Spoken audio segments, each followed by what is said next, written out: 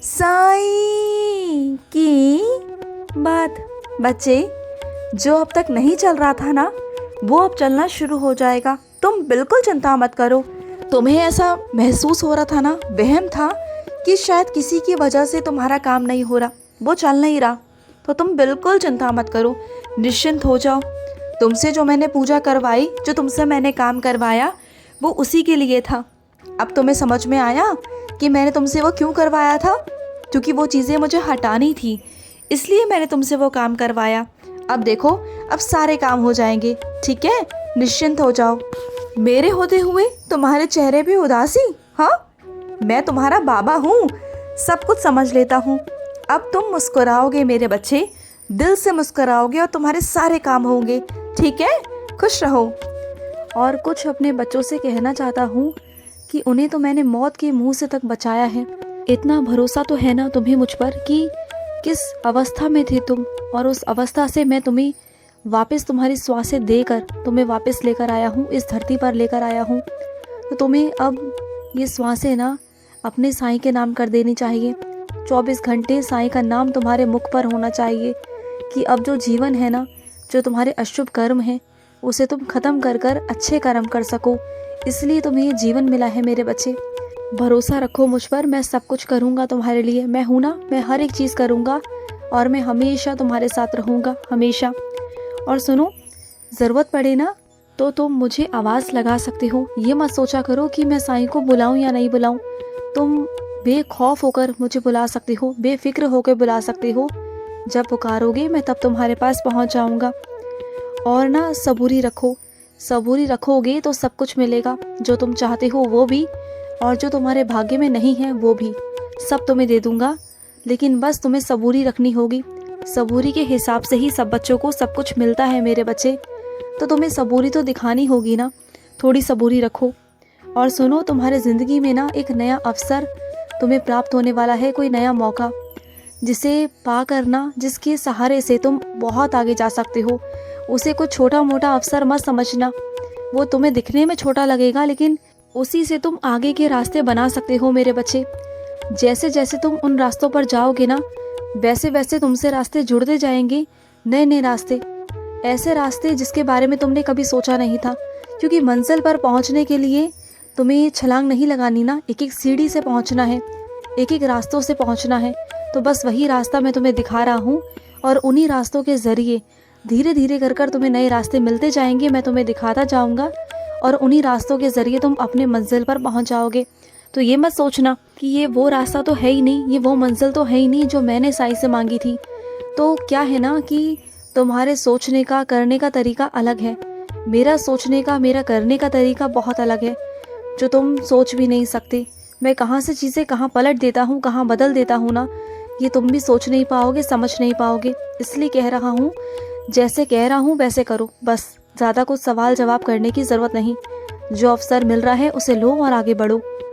और सुनो, जहाँ तुम्हें लग रहा है ना कि सारे दरवाजे तुम्हारे लिए बंद कर दिए गए हैं और कोई भी दरवाज़ा तुम्हारे लिए खुला नहीं है, तो तुम्हारे लिए ही मैं एक नया दरवाज़ा बनाऊंगा। उस रास्ते से तुम्हें सब कुछ साफ साफ दिखाई देगा, और उस रास्ते से ही तुम्हें सब कुछ प्राप्त भी होगा। देखना तुम, बहुत सारी चीज़ें।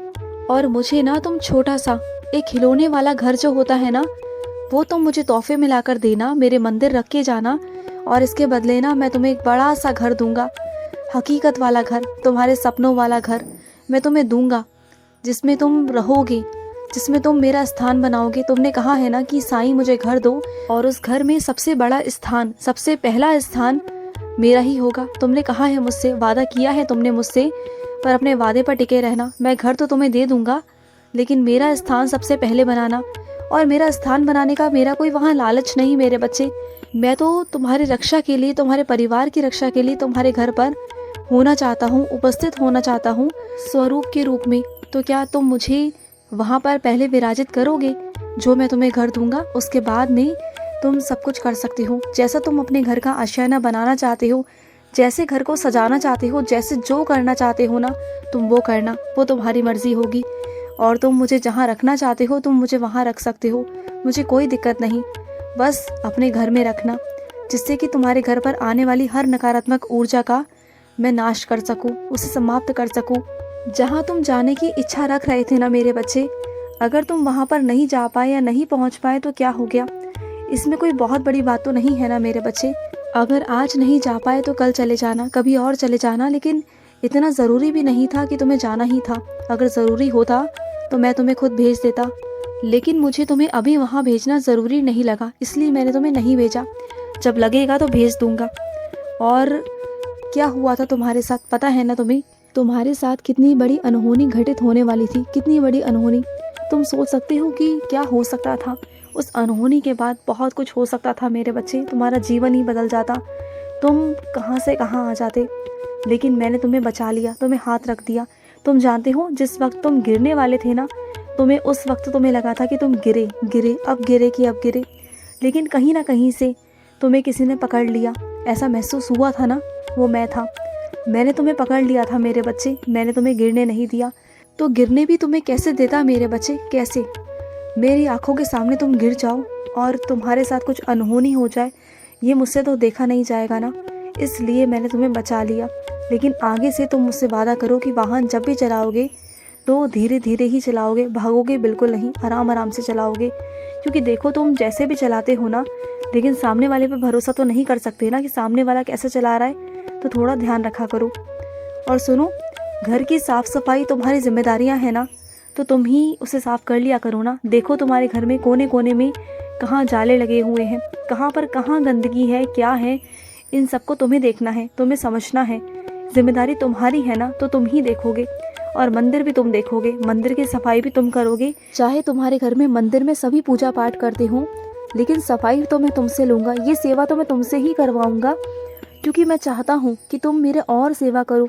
क्योंकि मेरे बच्चे, पूजा करना तो बहुत आसान है, आओ और पूजा करो और चले जाओ, लेकिन उसकी साफ़ सफाई करना ये बहुत महत्वपूर्ण है। और सबसे बड़ी सेवा तो मेरी वही है, जो मेरा मंदिर साफ़ करेगा ना, उसे ही सबसे बड़ी वाली सेवा मिलेगी, उसे ही मैं बहुत बड़ा वाला आशीर्वाद दूंगा, बहुत बड़ा वाला।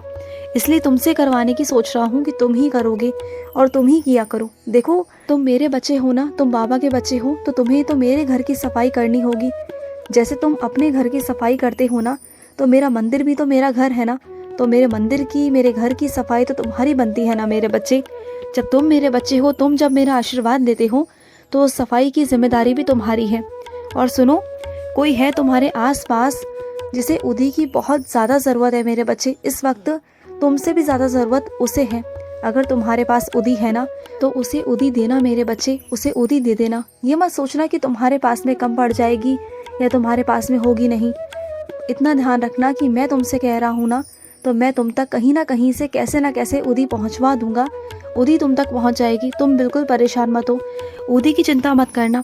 लेकिन आज जिसको ज़रूरत है ना, सबसे ज़्यादा ज़रूरत है, उसे उदी दे दो मेरे बच्चे, उसे बहुत ज़रूरत है। वो बहुत रो रहा है मेरा बच्चा, बहुत परेशान है, बहुत दुखी है, बहुत पीड़ा में है मेरे बच्चे, उसे उदी की बहुत सख्त ज़रूरत है। तो उसे उदी पहुंचा दो, उसे दे दो मेरे बच्चे।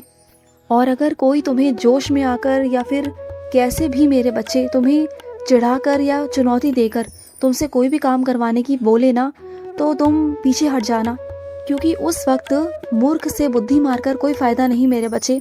उस वक्त में समझदारी यही है कि अपने पाँव को पीछे खींच लो। अगर वो तुमसे कहता है कि तुम डर गए या कमज़ोर हो, तो हाँ ठीक है, उससे ना ज़्यादा बहस करने की ज़रूरत है, ना उससे कुछ कहने की ज़रूरत है। ऐसे मूर्ख इंसानों से दूर ही रहो तो अच्छा रहेगा। किसी की फालतू बातों में आने की कोई ज़रूरत नहीं। जो अपना काम कर रहे हो, अपने काम पर ध्यान दो, अपने लक्ष्य पर ध्यान दो, और किसी से भी फालतू बात करने की, कुछ करने की कोई ज़रूरत नहीं। और हाँ, शिरडी आ रहे हो ना तुम, आ जाओ, तुम्हारे सारे इंतज़ाम हो रखे हैं, बस तुम्हारे आने के इंतज़ार है। जल्दी जल्दी आ जाओ, मैं तुम्हारा इंतज़ार कर रहा हूँ। खुश रहो। आज का साई संदेश समाप्त हुआ।